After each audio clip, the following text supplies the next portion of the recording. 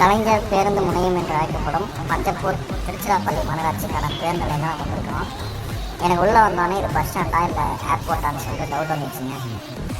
ஏன்னா ஏர்போர்ட்டில் தான் நம்ம இந்த ஃப்ளைட் இப்போ போகுது, இந்த ஃப்ளைட் இப்போ போடுதுன்னு சொல்லிட்டு நம்ம டிபார்ச்சர் அரைவல் பற்றி போட்டுட்ருப்பாங்க. ஆனால் இங்கே பஸ் ஸ்டாண்ட்லேயே ஒரு பஸ் இந்த டைம் வருது, இந்த டைம் வெளியே போகுதுன்னு சொல்லிட்டு தமிழில் பயிலாக வச்சு அவ்வளவு அழகாக அமைப்போடு பண்ணியிருக்காங்க. இதை பார்க்கறதுக்கு உலகத்தரம் வாய்ந்த அமைப்போடு நம்மளுக்கு தோணுது. எந்த நாட்டிலையும் இந்தளவுக்கு பஸ் ஸ்டாண்ட்லாம் பண்ணுவாங்கன்னு தெரியல.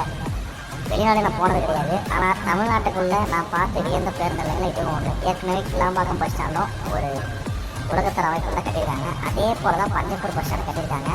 கிளாம்பாக்கம் அளவு பெருசாக இல்லைனாலும் ஓரளவுக்கு 500 பஸ்ஸுகள் நிற்கிற அளவுக்கு இடம் இருக்குது.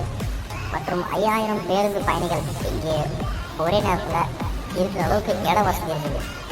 நடக்க முடியாத பேஷண்ட்டுக்கு எஸ்கலேட்டர் வசதி மற்றும் சுகாதாரமான உணவுகள், இலவச குடிநீர் மற்றும் நம்ம வீட்டில் இருக்கிற டாய்லெட் மட்டும் சுத்தமாக பராமரிக்கிற டாய்லெட் எல்லாத்தையுமே அரசாங்கம் பண்ணி கொடுத்துருக்காங்க. நம்ம பயணிகள் இருந்தாலும் இசமயம் பேருந்துல ஓட்டுநர் நடத்துனர் ஓய்வெடுக்கவும் பயணிகளின் பாதுகாப்புக்காக ஆங்காங்கே உதவி மையமும் ரொம்ப அருமையாக கட்டியிருக்காங்க. அந்த ஏர்பிளேஸ்லாம் பார்க்கும்போது உங்களுக்கே தெரியும். பஸ் ஸ்டாண்டுக்குள்ளே வந்தீங்கன்னா நம்ம பஞ்சப்பூர் பஸ் ஸ்டாண்டில் இருக்குமா இல்லை சென்னை மீனம்பாக்கம் ஏர்போர்ட்டில் இருக்குமான்னு சொல்லி டவுட் கொடுக்கும் உங்களுக்கு. இங்கே என்ன ஒரு சூப்பர்னா டிராஃபிக் சுத்தமாக கிடையாதுங்க.